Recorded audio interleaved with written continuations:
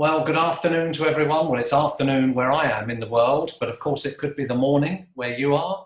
And who knows, when you actually screen this live webinar, it could be another time. It's great to be with you, coming into your homes this afternoon. My name is Ray Priest. I'm the International Director for Asia Pacific. And the most important person I'd like to introduce you to this afternoon is Andy Kopp, who is our Associate Program Leader or Associate Leader for Law in the School of Law in UWE, and there he is in his home, and it's looking pretty impressive, Andy, I must say, with all those books. Hello everyone, welcome to this webinar. I shall tell you a little bit more about studying law, our various courses, etc. At UWE Law School slightly later on. Thank you, Ray. Thanks very much, Andy, and in the background you can't see them, but I can promise you that they're there. The team from UWE, both people who are ex-lawyers in terms, well, not ex-lawyers, but ex-law alumni who are working with the university, and our team based across the world who are actually going to be answering your questions this afternoon or evening or morning, depending on when you're listening.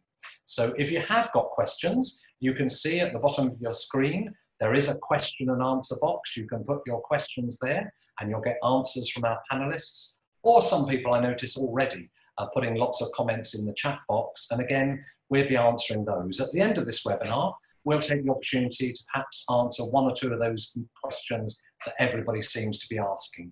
But I'm sure Andy and myself will do our very best over the next hour to try and answer as much as we can in our talk, in the talk that we give you. So I think that's enough by way of introduction. We need to get into the real webinar, what we're going to be doing over the next hour, and be prepared for disasters, because who knows, will the video work? Will the talk actually collapse midway through? Or like last week, will I suffer a power cut when I'm just getting into the most important part of the webinar? And of course, what was really sad is as soon as I went off screen, more participants joined. So who knows if that's going to happen this time. So straight in to our presentation today, and we'll put on the slides because we've got a few slides to show you, and I'll cut my picture off so you're not distracted from the slides. So here we go, into the slides themselves. You know, this is such an important message for you, and I want this message to really stick with you all of the session today. UWE is ready for you when you are ready. You know, all this issue around the COVID-19 pandemic that has, of course, been such a global issue and continues to be a global issue, raises that question of when will universities be open again? When will life get back to normal? When will people be able to work again? When will they be able to travel internationally? The problem is, none of us can give you an absolute answer. But what we can say to you is that the university will be ready as soon as it is safe for you to travel to the UK and actually be part of our university community. Now, thinking about UWE and this pandemic, one of the things I'm pretty proud about, really, is that the university has been very positive in reacting to the pandemic.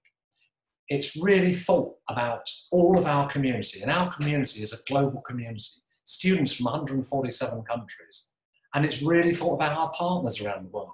We've got 6,000 students studying UWE degrees in countries all around the world, and all of us have been affected. And this has been so important in terms of the focus, and I hope over the next half an hour or so, we'll be sharing with you how you as an international student are really important in our focus as well. Because the one thing about this pandemic is you can't actually talk about one nationality, one group of people, about people's ages. It's something that's affected us all. And that goes with this actual work now as we move towards opening UWE again. It is about all of us. So just a few pictures here showing you about some of the support that's been happening in terms of Bristol, whether it be the law school or the whole university community around COVID. And on the next slide, you can see some pictures of UWE in the days when it is actually a little bit better, when the sun is shining, the flowers are out, the ducks are by the lake, and the cat, this is the UWE cat. You may have heard there's also a cat in Downing Street where the Prime Minister lives. Well, there's a UWE cat as well. And all will be there waiting for you, because remember, we're ready for when you're ready. And The ducks itself, the duck lake there. Now, a little bit of a story there, because I think this is quite important. Some international students last year just thought it would be quite good if they went fishing in that lake. And so they went fishing for, obviously, fish, to get them out of the lake and actually cook them for tea. Now, the problem is, this lake is the Vice-Chancellor's personal fish lake. So you can see he was not too happy when he came in one morning and saw that the fish had disappeared, to be cooked and eaten in some beautiful curries that were cooking across the campus. Well, the students got called in. But what nobody realised is these students were, of course, law students. And so as the Vice-Chancellor was ready to reprimand them for taking the fish out of his private pond, they went back through the law books and recognised that in the 1700s, all of this water, all of these lakes across UWE were in fact given public fishing rights about 300 years ago. They'd never been rescinded, and they were well within their rights to go fishing for their curry, for their tea at the end of the day. So the bad news is now that you won't be seeing live ducks or live fish. I'm sure they'll all be made of plastic, because we've obviously got to keep the lake from being fished in the future. But being serious, it's just a beautiful part of the university. Let's go on to the next slide. The business school. Now, here we go, a picture of the business school and somebody who's obviously keeping fit. COVID-19, I'm sure you're doing the same, doing all that fitness work in your room. Well, she's doing the same outside the business school. Let's go on to the next picture. You see, part of being a university is being part of a community that makes a difference. And that's what we're inviting you to do. There is no point in coming to UWE to actually study law and become a law graduate if you have no intention of making a difference to make this world better. And actually, UWE, I think, over the last few weeks has been doing an amazing job with our National Health Service, because on the edge of the campus, we've had a hospital built. We've been training the staff for that hospital, and here are some of the staff. I hope you like the guy's haircut. I don't think he'll be visiting the sort of professional hairdressers when he had that done. But anyway, these are the people who were trained to actually work in the Nightingale Hospital that is part of our campus. Totally secure from the campus, but so important that we were able to build this hospital. Have a look at this little film clip of how quickly the whole thing came together. There's no sound with this, so I guess I can keep talking, but I don't think I've ever seen a building project at the university that's been completed in this kind of record time. So it just shows you when we have a will, we can really put our minds to something and get something done and something achieved. So this is the amazing work. This building here, when it's all clear of being a hospital, you will be there because it's a place where lots of social activity takes place, where you'll sign up for the 160 student societies. You think about it, whatever you want to do really in terms of a hobby, there's that opportunity at the university, you'll be able to do it. And it won't be a hospital. We did think about, should this be a kind of hall of residence, but we didn't think it'd be that attractive really. But there we go, just a few weeks work. This was built in literally, I think it was about a month from start to finish, and the hospital is now open. So there we go, quite an amazing video sequence. Let's go on to the next slide. Okay, let's think about you and your future. Well, one of the things, of course, as a lawyer is you need to have good English language skills. However, in these difficult times, it's probably quite hard to get the test that you want to do, and it's obviously quite expensive. So we can offer you the UWE placement test, as well as an online pre-sessional course, if you need it, to support you.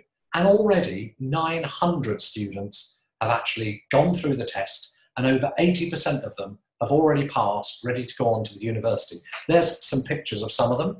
And now listen to Tom, who's going to tell you a bit about the test and the pre-sessional.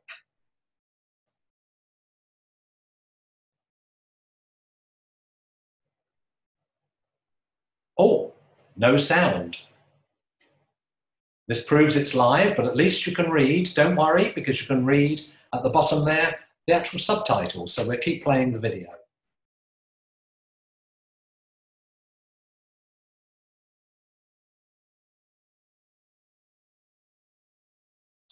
This would be an opportunity, actually, of asking all of you with your various languages. You could dub Tom so that we made an international film that everybody could actually listen to and understand.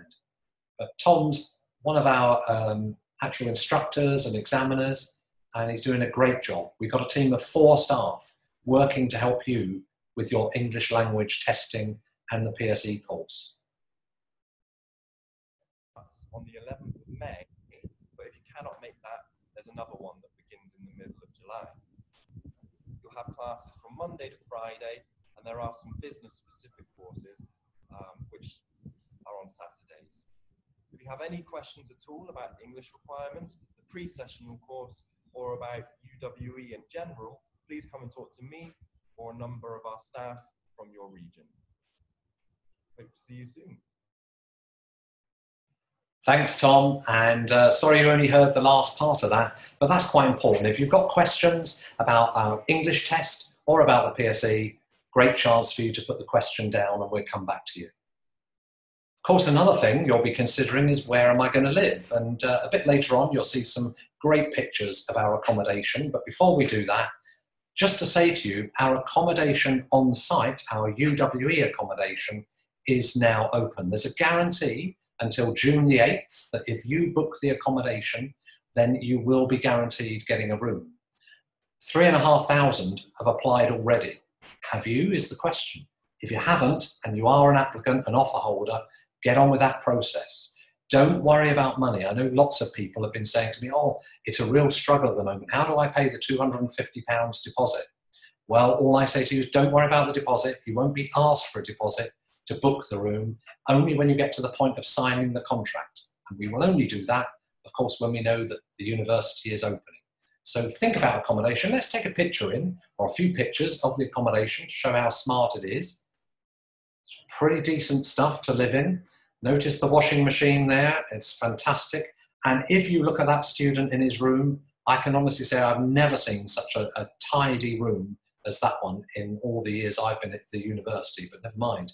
Some great accommodation, ranges of different types of accommodation. You've got single rooms with ensuite, double rooms, again with ensuite, or you can even have shared rooms, not only 2s again, but again situations where you can actually have no ensuite, just share that facility. Obviously, the price is changed there. So lots about accommodation later on, but don't forget, if you're an offer holder, get that application in now. You can always withdraw it later on, because one key thing to remember this year is whatever money you pay, if there has to be a reason that you can't come to the university, whether it's this deposit or the deposit for the fees, you can be refunded, or you can defer it to another year. Let's go on to the next picture. So, flexibility. That's a big word to use this year, I think. That's a key word. So, maximum flexibility around the fact that many of you are going to be worried about your university examinations. For instance, those who are with the University of London, we know that you're unlikely to get results until perhaps September, mid-September. Don't worry about that. We have already thought about it. We will actually be validating your results from the results that we can get online, and we can deal with that problem. So please don't worry about that. We're currently in discussions with Barras because we know that many of you have to take, if you're doing the Bar Council, the BTC, you have to take that particular examination. Well, how can you do it when all the centres are closed? So discussions around that and what's going to happen. And don't panic, we've got months to go yet, months to go. But we will be able to sort that problem out.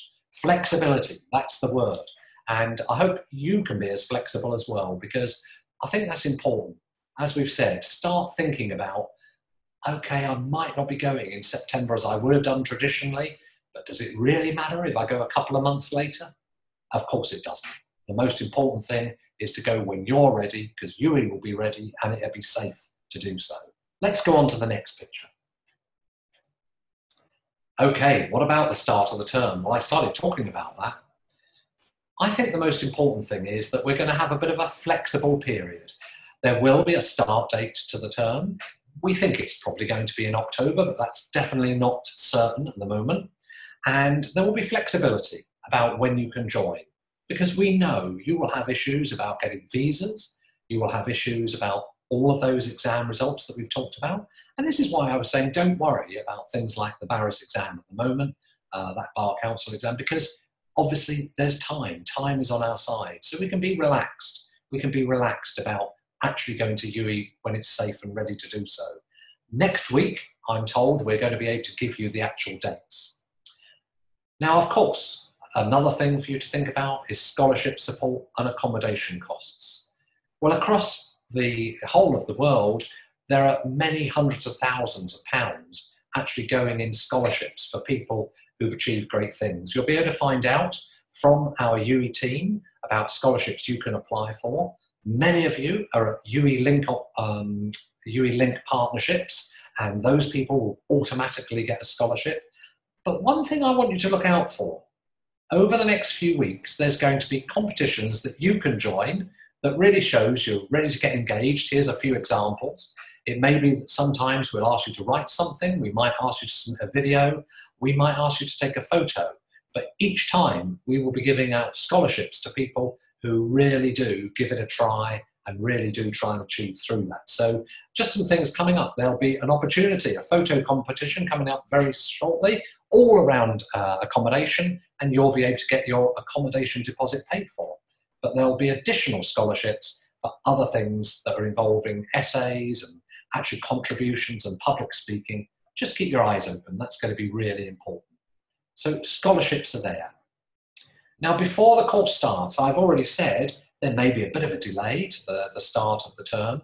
Well, what we're not going to do is just give you an online experience. We know that you, as an international student, are really looking forward to coming to a university, really enjoy the whole experience, enjoying meeting friends from all over the world, eating together, socialising, learning together. So I think one of the key things to say is we're not going to be involved in online learning for any great length of time, but we will be involved in actually giving you some preparation work online.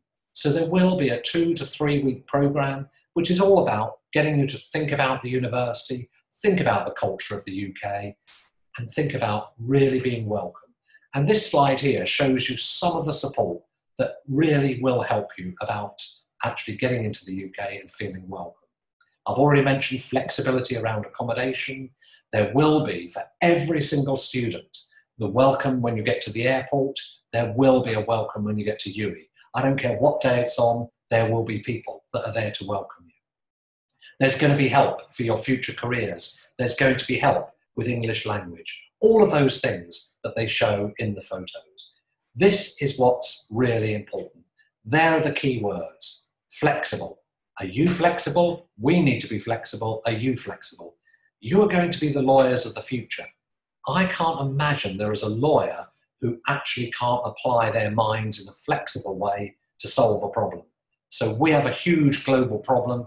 We need to be flexible in the way we deal with it, solve it, and move on. I promise you that UWE is welcoming wherever you come from, whatever your nationality, whatever your faith, whatever you want to actually think about and are worried about, please don't. UWE is there to welcome you, and we're going to do our utmost to make you feel part of our family, part of our community. And of course, key to all of this is that word safety first. Not one person at the university would actually compromise your safety. So if we say to you, I'm afraid your course is not starting until November or December, please don't be disappointed.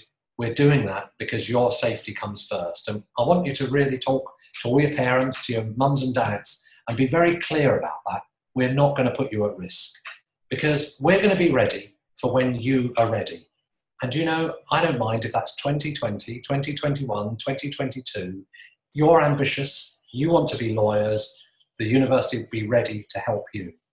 And who better to help you than to actually pass on to the man who is the law specialist and is going to share with you now lots of information about being a lawyer after you've been at the university and how you actually go on that journey to become it. So over to you, Andy.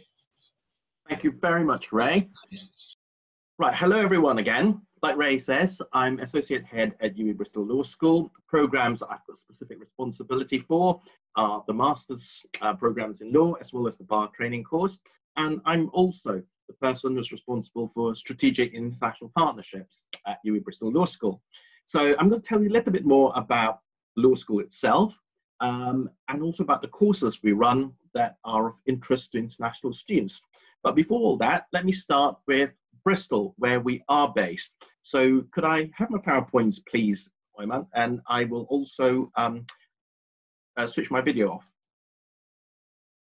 So, like I said, a very warm welcome to UWE Bristol Law School. And we are, like I said, based in unbeatable Bristol. It is the 6th largest city in the United Kingdom. It's an exciting multicultural city with lots of activities for students to do, social, cultural, etc. But it also has, very importantly, a very active legal community, of which UWE Bristol Law School has a lot of links to. Many of our alumni have chosen to remain in the city, even though they originally came from outside Bristol. And the reason why they've chosen to do so is because it's such a vibrant, exciting, lovely place. The Sunday Times rated it as Britain's most desirable city to live in back in its Best Places to Live Guide 2017. It's also a very environmentally friendly place. And overall, it is one of the nicest places in Britain that you could live in. Next slide, please.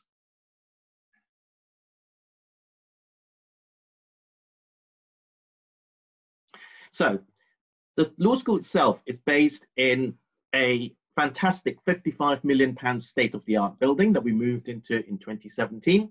Technology features very highly in that. We've got lots of technology-enhanced teaching rooms, as you probably can see in the sort of picture in the top left-hand corner. Harvard-style lecture theatres, as well as big lecture theatres. We've got 4 courtrooms so that students can actually experience what it's like to sort of practice as lawyers. And we've got flexible and collaborative social and learning spaces, as you can see in the top right picture, where students can actually sort of sit somewhere comfortable with their friends and learn. And if we move on to the next slide, one of the reasons why someone might choose to study law is because of, again, the flexibility that it gives. I think sometimes people are mistaken into thinking that you study law just to practice as a solicitor or a barrister or an advocate. That actually is not borne out by the statistics. In fact, globally, over 50% of law graduates go on to use their law degrees in something other than just as a practicing lawyer. So it's a globally recognized discipline which allows you to acquire lots of highly transferable and desirable skills, which then allows you to do lots of different things with. So for example, we've had a CEO of HSBC, one of the largest banks in the world, who actually was a law graduate himself. Now you see a pie chart on this slide, and it says breakdown by degree field. It then gives you sort of in various colors, sort of segments, what sort of degree these people have come with. This pie chart, in fact, represents the House of Commons in the UK. So this is our MPs, our parliamentarians, and the degrees that they actually have. And you will see that after sort of the blue segment, which is sort of one of sort of not known what their degrees are, perhaps they don't have a degree, the largest segment, in fact, is the red one, which is law. So more of our MPs have a law degree than they have, for example, a political science degree, which is the next segment along. So again, sort of, you probably see globally, people with law degrees entering lots of different fields, including politics. Next slide, please.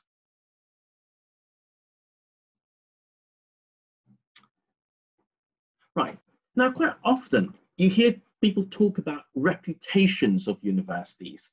And I think there is this perception that the older university is, the more well-known it is, the more highly rated it is. That's not necessarily always the case. There's actually formal and informal ratings systems for universities in the UK.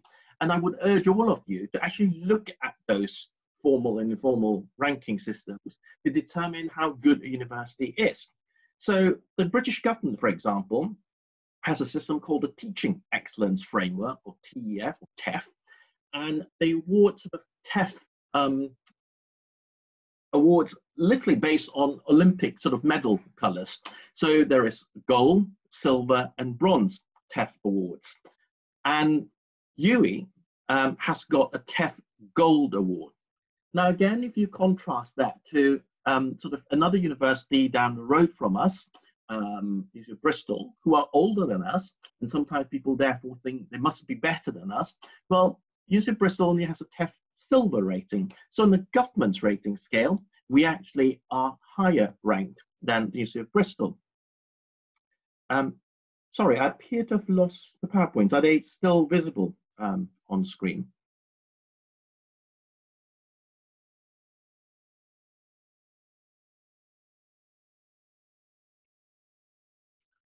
Panelists?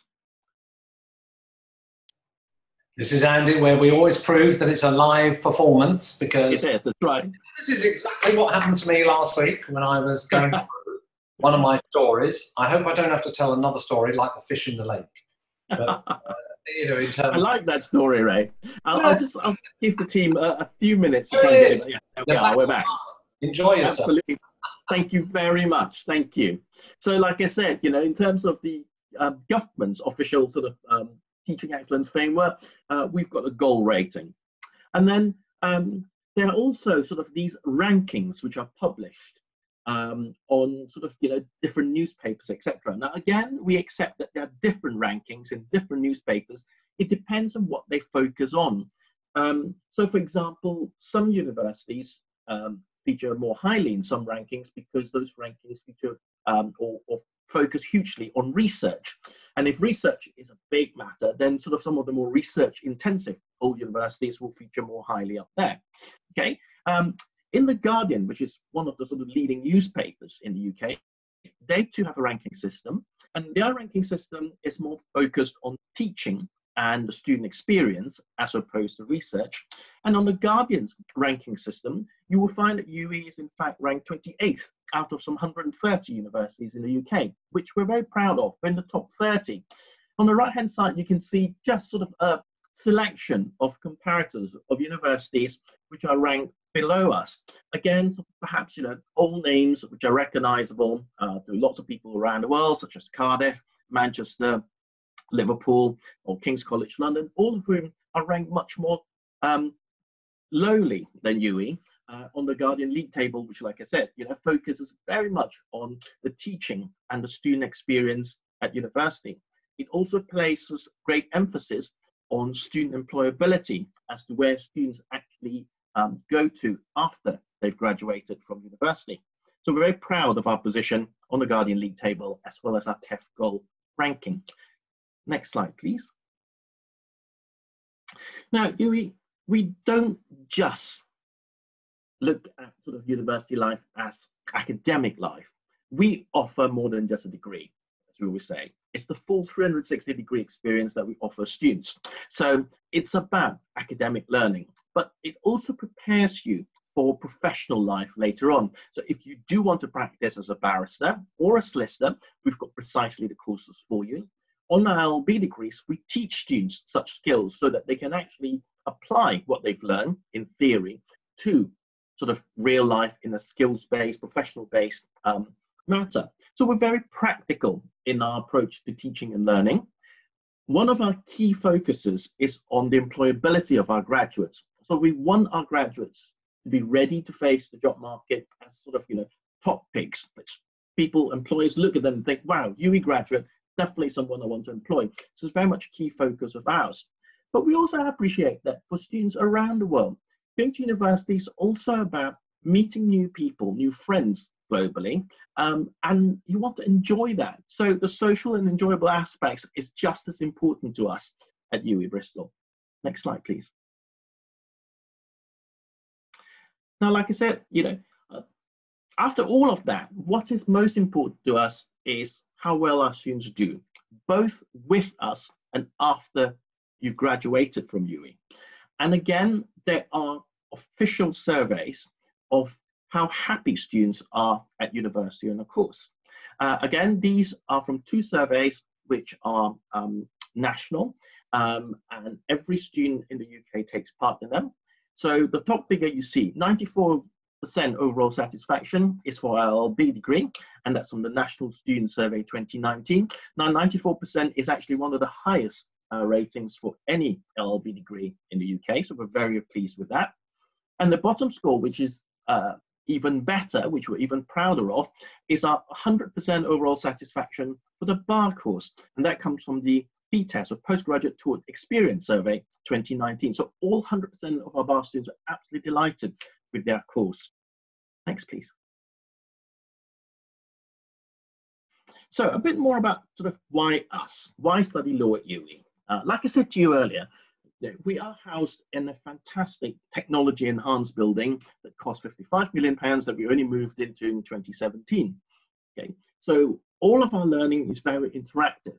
Just to give you an example of how well we are connected to technology, when COVID-19 hit and we had to then ensure the safety of both students and staff and everyone, we moved very quickly to online teaching.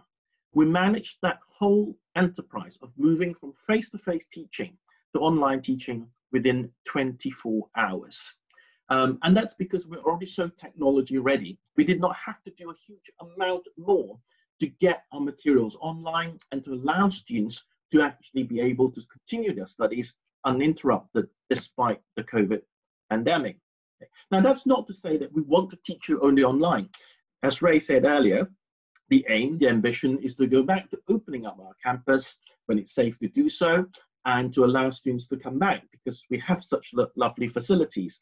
But up until that point when it's safe to do so, we are perfectly prepared and well equipped to deliver what needs to be delivered using technology. Our staff are very passionate about their subject areas. Many are or were practitioners in law. And many are also high impact researchers, all of which I will talk about slightly later. We use a variety of teaching and learning methods, so it's not just one form of teaching. Like I said, we use technology a lot. There's a wide range of options to choose from, which I'll come back to in a minute. Similarly with assessment methods, because we appreciate that some students do better in certain types of assessments. Some people, for example, like exams, others don't. Some people love assignments, others don't. So we use that wide range to allow everybody to shine in their respective areas. We're very engaged with industry with a lot of links to the local legal profession. So for example, we have a law advisory board for UWE Bristol Law School, and the advisory board comprises lawyers from all walks of life, from solicitors to barristers to, in fact, someone who's a legal advisor to the Bank of England.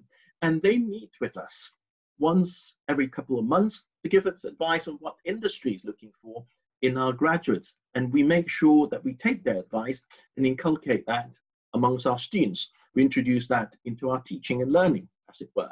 We're very internationalized. We welcome students from many countries around the world on all our courses, and we are the richer for it.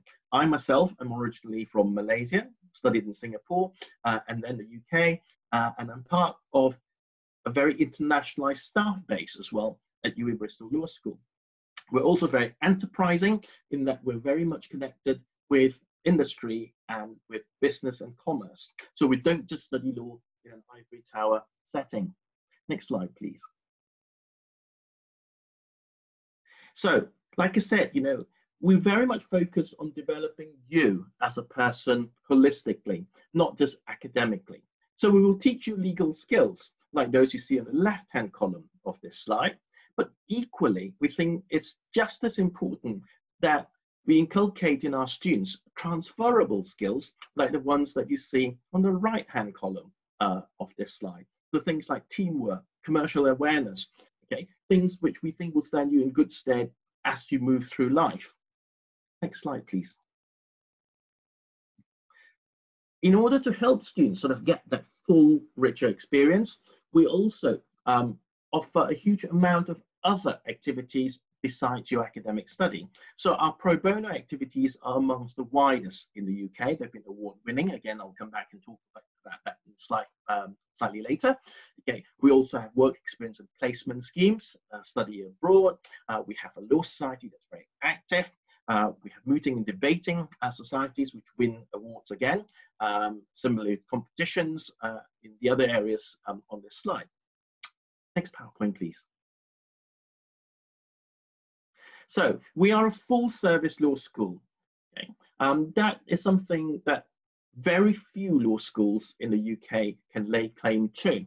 So we offer everything from undergraduate law programs, such as the LLB, or joint honours undergraduate programs, all the way through to doctorates in law. Along the way, we also have sort of a full range of named LLMs, the Advanced Legal Practice LLM, which prepares people to be solicitors, and the Bar Training course, which prepares people to be barristers. Next slide, please. Thank you. And the next, please.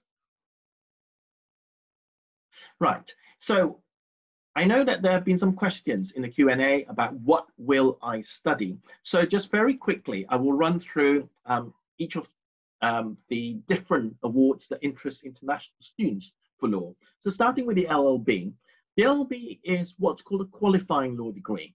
When we call it a QLD, or qualifying law degree, it means that it's recognized by the bar and the Solicitors Regulatory Authority in the UK for practice purposes. In other words, every student who graduates from us can be a barrister or solicitor. It also is recognized in a wide variety of jurisdictions outside the UK. So in most Commonwealth countries, again, the LLB and the bar qualification that we do, or the LLM, is widely recognized. I know many of our graduates who now work very successfully in countries like Malaysia, Bangladesh, Pakistan, Mauritius, etc. So that's our qualifying law degree. Now, for every qualifying law degree, there has to be 7 compulsory modules that the students have to study. Now, I know one of the questions that we now get asked a lot is the last one, European Union law. Do we still have to study that given that Brexit has taken place? The UK has left the EU. Well, at the moment, the steer from the Bar Council and the Solicitors Regulatory Authority is yes, let's keep it there, because even though we have just Brexited, knowledge of EU law is still very important.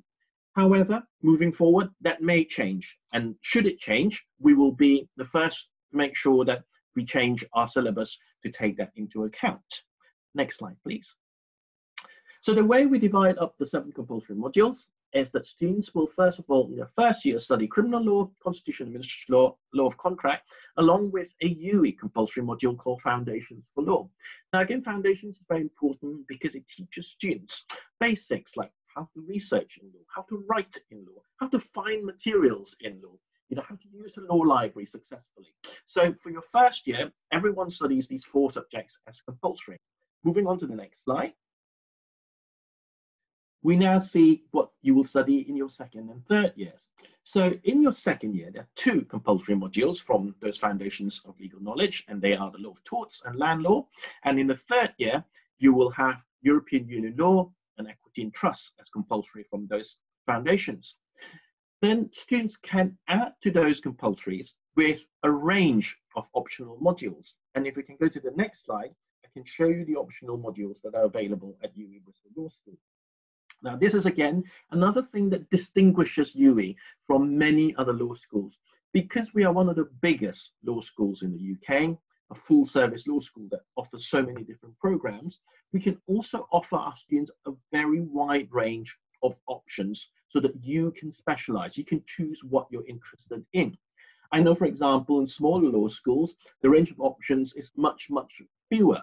I know one law school where students only get a choice of 5 optional modules. If you compare that to what we have on offer at UWE, for example, a wide range. So those of you who are very commercially minded might want to pick commercial law, company law, for example, employment law as things which interest you.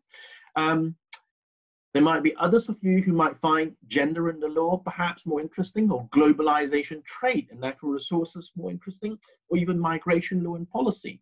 So all of these are specialist options taught by lecturers who are specialists in those areas. And again, we can offer that because we're such a large law school. Moving on to the next slide, please. And I want to talk to you about our LLM program. So these are the academic LLM programs. Again, because of the size of UWE Bristol Law School, we offer a wide range of LLM awards as well. So currently, you can choose from one of 5 different named options, and we have intentions to expand this list further from 2022 to add more options to the LLM award choices. But currently, these are the ones which are available: from commercial law through to environmental law and sustainable development, international law, touch of banking and finance law, and it has trade and economic law. And again, the next slide tells you about the actual modules which are available within the LLMs. Again, because of the size of the faculty, we can again offer a wide range of modules. Again, I'll just let you sort of have a quick glance at the list, and you realize there's lots of different things you can choose to specialize in.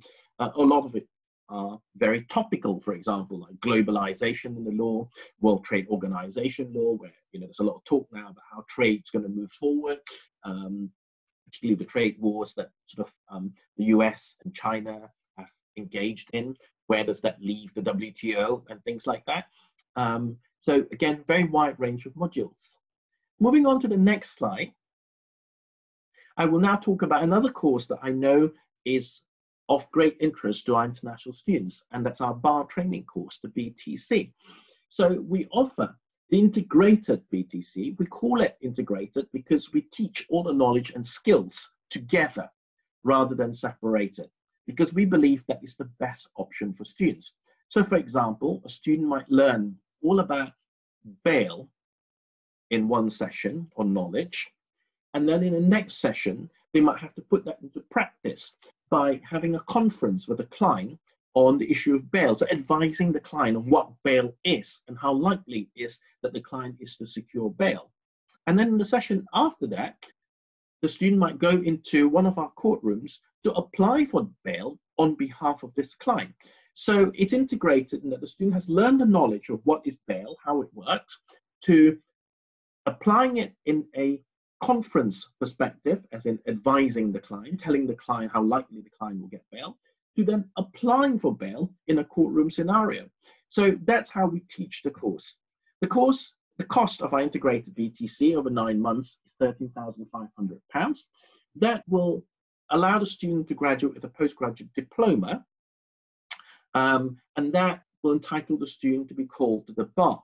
Now, once you're called to the bar in England and Wales, that qualification is recognized globally, so you would certainly be admitted to bars in various other jurisdictions as well.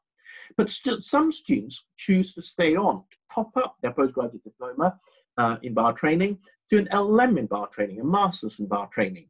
For this, there's an additional cost of £2,000. So the LLM in bar training, the entire cost, including the postgraduate diploma, is £15,500.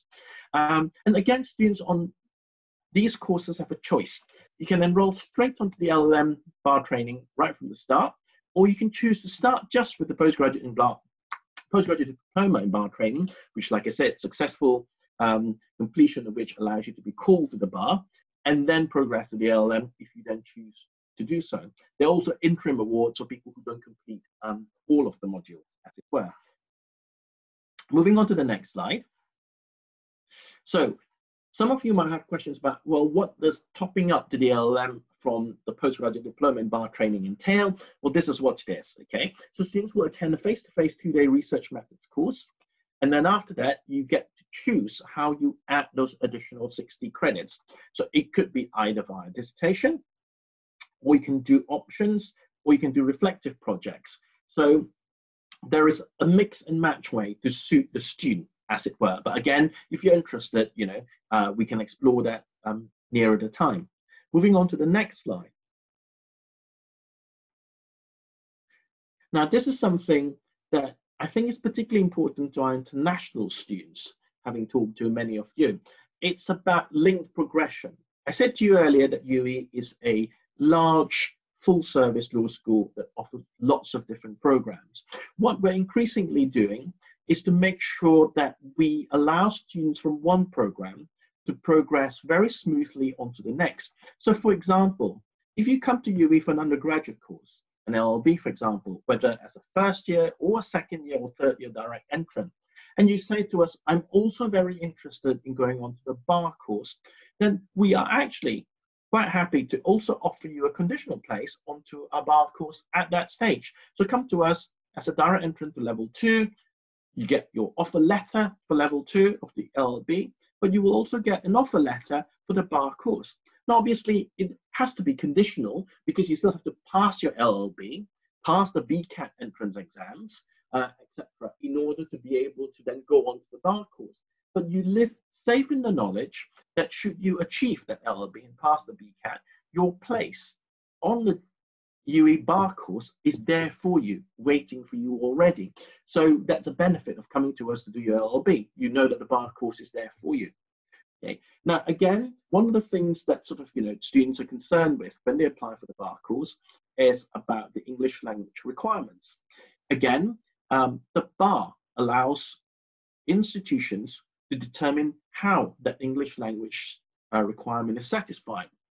And at UWE Bristol Law School, we have come to the conclusion that UWE graduates who achieve a 2-1 or first in your LLB, or a merit or distinction in your LLM, are there with satisfying the English language requirements of the bar. In other words, you will not need to sit for a separate English language examination, such as IELTS, in order to come onto our bar course.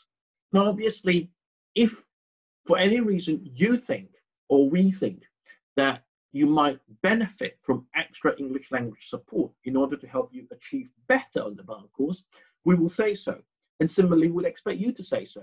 And as you saw earlier with that video clip from Tom, we at UWE are very much conscious of the support that we can also offer our students. So it's not just about testing, it's about support. It's courses that we have available for our UWE students to help you succeed in the course that you're on. Moving on to the next slide, please. So the next few slides all about student support at UWE. Now, again, being a very large university, it allows us that economies of scale to offer lots of different things by way of support to our students. So I'm not going to go through all of them because of time, but just to pick up a couple from this slide. The Academic Success Centre, the ASC, has been very highly rated by our students because what it is that the staff at the Academic Success Centre help our students tremendously with things like how to write better essays, how to answer problem questions much more methodically. So sometimes students feel, well, I know the law, but what's letting me down is my style. My answering questions isn't as good as it could be. The ASC, the Academic Success Centre, is there to help students with precisely things like that. And because they work very closely with the law school, quite often they will use as examples questions that would have been set by law lecturers. So they'll ask us for a question saying land law and say, students always say they struggle to write, a land law essay on easements. Could you give me an essay, please, that I can then use this with the students at the Academic Success Centre so that they can actually learn how to write essays on easements so we can advise them, etc. The peer-assisted learning, PAL, next to it, is where students actually help other students in their learning process.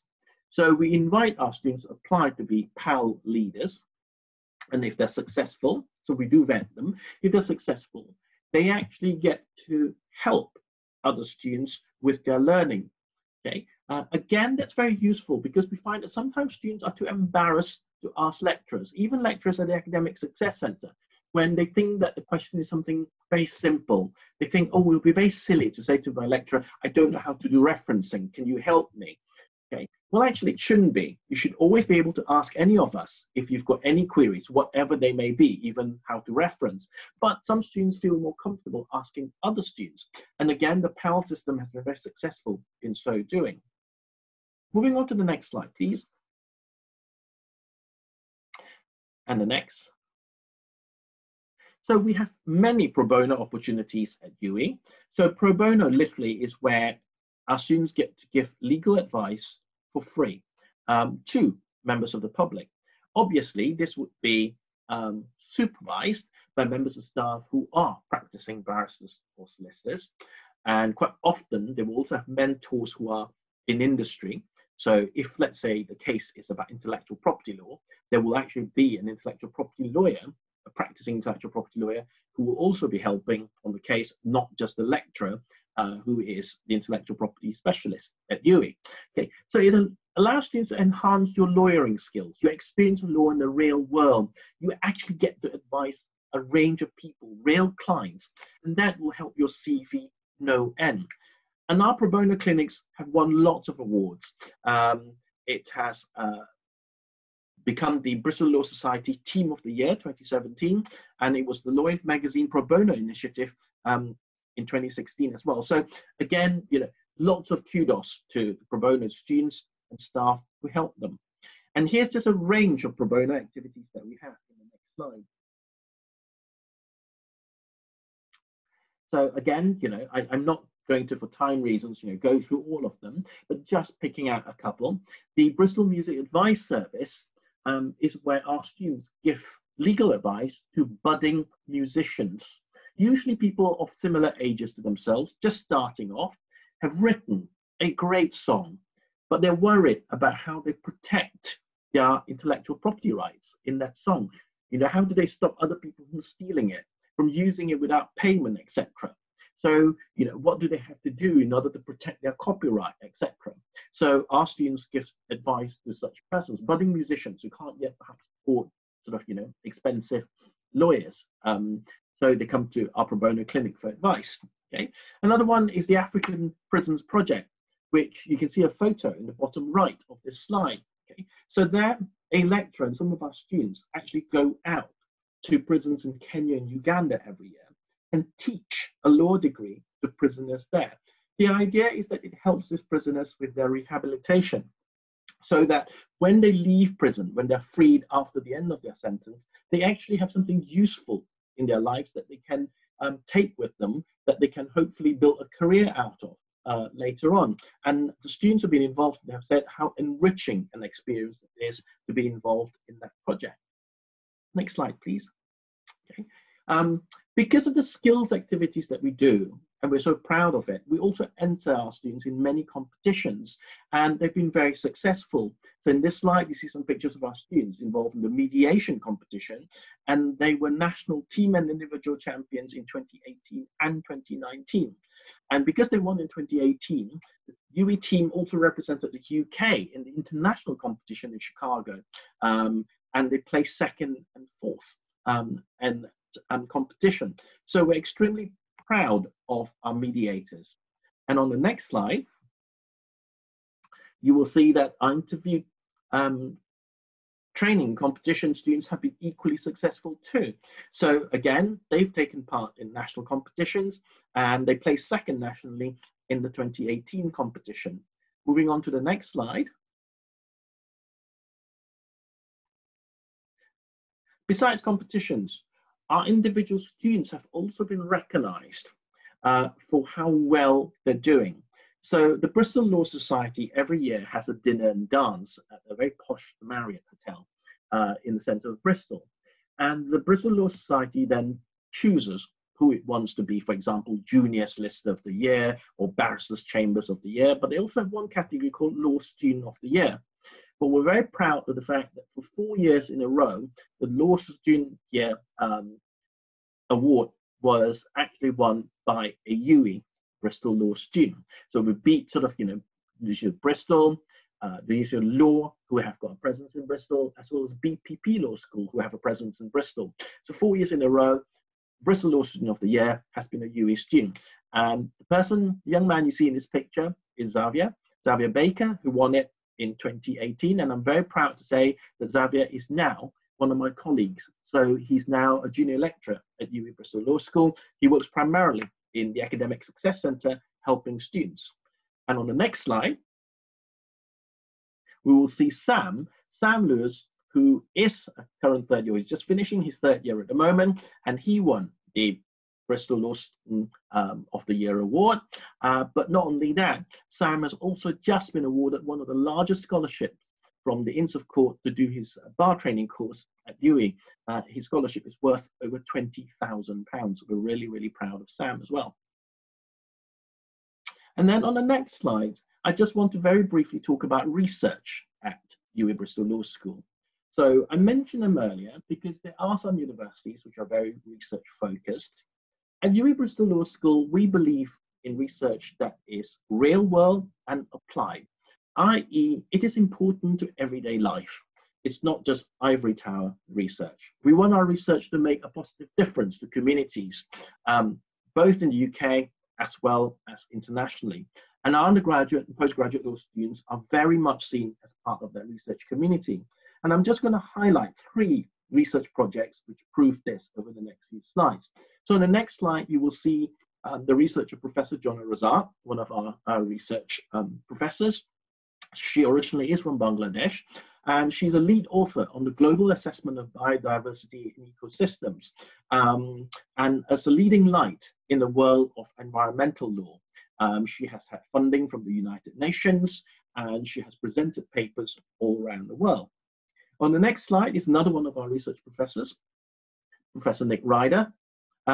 Professor Ryder is a specialist in financial crimes, or how sort of the law can take on people who commit financial crimes, as it were. And he has advised organizations such as NATO, Europol, the City of London Police Force, and several other multinational corporations on a wide range of financial crimes issues. He's very much a leading light, again, in his field. He has addressed Parliament as well. Again, goes to show real world applied research. And the final slide on research, that done by Emeritus Professor Ed Lloyd Cape and one of our sort of current senior lecturers, Tom, that's him in the photo over there. And they have been looking at sort of the practice of pre-trial detention in England and Wales. And very recently, we had a delegation of judges from China, I say very recently, before the COVID outbreak, who came and listened to Tom present his findings on how sort of, the pre-trial detention sort of system in the UK works or doesn't work, and what lessons could be learned from them. And the judges were very impressed, and they said there were lots of lessons they could take back to China with them from the research that Ed and Tom had done. And I think that takes me nicely sort of to the end of my time and my presentation.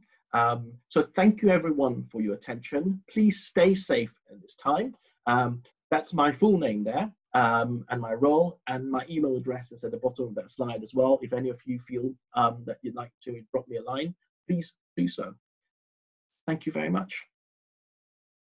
Well, Andy, thank you very much for that. We're back, here we are in live pictures again. That was incredibly interesting and so much to take in there. And we've been having loads of questions coming in during the whole session. So just a couple of ones Okay. I think people are really concerned about. One of the ones that keep coming up, the BCAT exam for those people going forward for the BTC, because people are worried about there haven't been any exams so far. Yeah. So what's your latest update on the position? So we are very much in touch with the Bar Standards Board, the BSB, on this matter, not just on BCAT, but generally about admissions to the bar course, about when the bar courses will start, about the centralized examinations for the bar courses. The Bar Standards Board, I have to say, have been very, very understanding and very flexible. Just like everyone, they recognize the challenges being brought on by COVID-19, and they're not going to endanger anyone by making rules that are, just for rules' sake, saying, oh, well, you must do your BCAT before you start the course, etc. So we're very much in dialogue with them all of the time. We probably get emails from them, I would say, every other day. And at the moment, they recognize that it is impossible for people to sit for BCAT exams. And so they've asked law schools to be flexible in our approach. They will come up with statements, I think, when they can. And I suspect those statements will probably come once the government here has spoken about relaxing the lockdown, about when perhaps or how they want to proceed. So I think all I can say for now is keep communicating with us, and we will give you the latest information that we have from the Bar Standards Board. But bear in mind that they are very much being pragmatic about this. They recognize the difficulties that potential students and law schools are facing in doing things like BCAT or English examinations, or even final examinations, etc. And they're literally willing to listen to every single case. They're not being rule bound or being just sort of saying, well, no, those are the rules. You've got to have done BCAT by this date or else. They're not doing that. They're being very flexible. And just a couple of other questions, just sticking to that, because obviously people are asking a lot about, September, and will we start in September, which I think it's fair to say to people, no, very unlikely about September. So what do you think will happen about the academic year? I know we won't have an absolute answer for a week or so, But what will happen if we did start in November? Would we graduate within the year? That's what people are asking. Yeah. Again, I wish I had a crystal ball like anyone, sort of to be able to tell the future. I suspect that until we find a cure or a vaccine for COVID, we will have to live life slightly differently to how we used to live life before this virus appeared. Yes, in the UK, we're waiting for an announcement from the Prime Minister on Sunday about what will happen to lockdown. But at UWE Law School, again, we are, just like I said in answer to the BCAT question, being very much tuned into what's happening, but also being very flexible and being very pragmatic. If it is the case that, you know, it is not realistic, not possible for us to start the academic year in September, we won't. We will wait until it is realistic to do so. So it may be the case that some of you are doing a law degree where you will only get your results in September. So you won't graduate before then. We're not going to disadvantage you by saying, oh, well, we're going to start our bar course in September and tough, you've just missed the boat. It's not going to be our approach. Our approach is very much looking at where we are, when students are going to get their results, and therefore, when is it possible and safe for us to start? It may be October, it may be later than October. We will be flexible with regards to students saying, well, actually, I might be a little bit late because of, you know, waiting for my visa, for example. Again, we have been talking with the Bar Standards Board about this, because one of the things that will drive us in terms of our academic calendar are those centralized exams. So all the bar students from whichever university you go to, whether it's UWE or somewhere else, will have to sit for some centralized examination set by the Bar Standards Board. And quite clearly, we have to make sure that our bar students are ready by the time those centralized examinations come along. So if we start, for example, too late, then the students might find that they haven't had enough classes to prepare themselves for those centralized exams. So for that reason, we are constantly talking to the Bar Standards Board. So it's a two-way process. It's not just them telling us things. We are also telling the Bar Standards Board things. So we will say to them, look, because of everything that's happening, because of when our students are going to get their results for their LLB, we therefore do not believe that it's possible for us to start our bar course till, say, late October or early November. And therefore, can you please make sure that you time your centralized examinations in such a way that our students have actually managed to do enough work in order to succeed on those centralized examinations?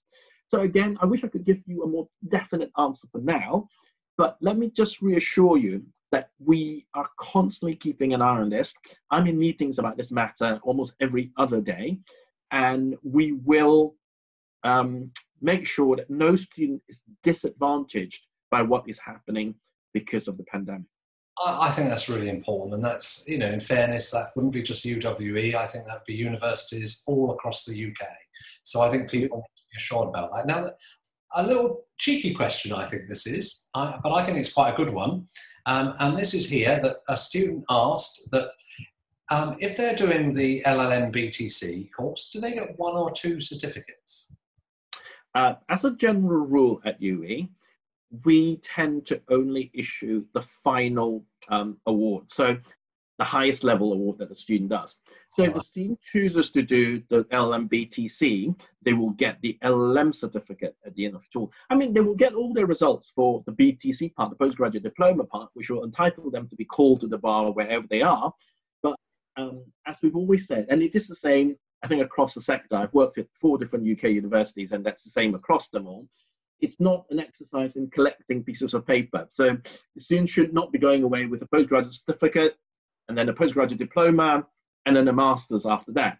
Usually the certificate that's granted is the final highest level certificate. Now, what if the student has already sort of initially said, well, I actually want to stop after my PG dip, postgraduate diploma, and I want my certificate? Yes, we will send that certificate out. But my understanding is that if the student then changes their mind and says, well, actually, now that I've got my postgraduate diploma and I've got a bit of time, I've decided I want to stay on and do the master's stage as well, pay the extra £2,000 to stay on for the master's, they can. But just before we send out their master's certificate, we will actually ask them to send back the postgraduate diploma certificate. So it's like a swab. Give us back your PG dip cert and we'll send you out your master's cert. Because, as I said, ultimately, it's about the highest level qualification you get, not collecting a pile of papers. Sure. I mean, I think that most of the questions all the sorts of things you've been talking about, and it's the things that everybody's facing. You know, people are worried about the uncertainty. So all I think I can say is that all of us at the university will do as you've said. We'll keep giving people information as we know about it. But I'm pretty certain people won't be disadvantaged. And the one thing some people have asked is, you know, are we going to just say, all right, that's it, the whole course is going to go online now? And I think we're pretty clear as a university that that's not what we want to happen. So, you know, online's great, but, you know, it's much better, Andy, seeing you in person than it is seeing you on the screen. So I think everybody needs to know we're really looking to give everybody the university experience as soon as we can. And if that means being a bit patient and waiting a little bit longer, then that's what people have got to do. Absolutely. You know, we're not the open university. We're not an online university. That's not our ethos. That's not our modus operandi. We do believe in the campus experience, students coming to us, meeting people from other countries, etc. It's great to have the technology to be able to do this and to be able to sort of continue our teaching and learning in this COVID pandemic. But this is not the ideal way to learn. We learn far better when there is interaction, where we can see sort of the whites of each other's eyes, as it were.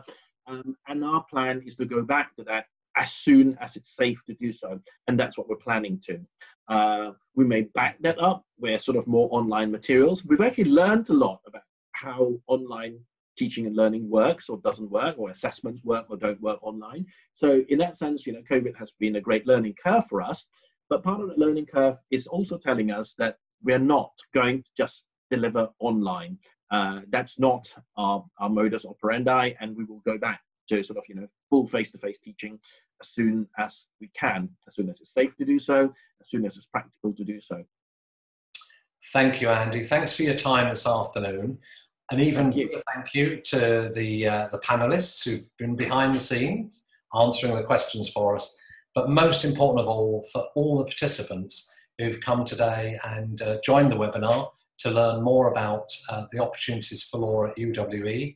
And all I think both Andy and I would say is good luck for the future. We look forward to seeing you in the law school.